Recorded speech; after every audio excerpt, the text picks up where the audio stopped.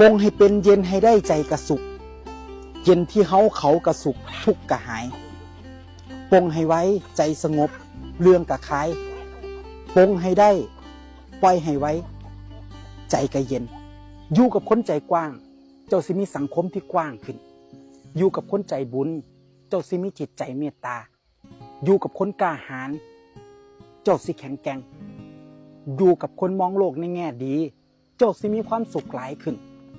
มันบ่สำคัญดอกว่าเจ้าเป็นไผมันสำคัญอยู่ที่ว่า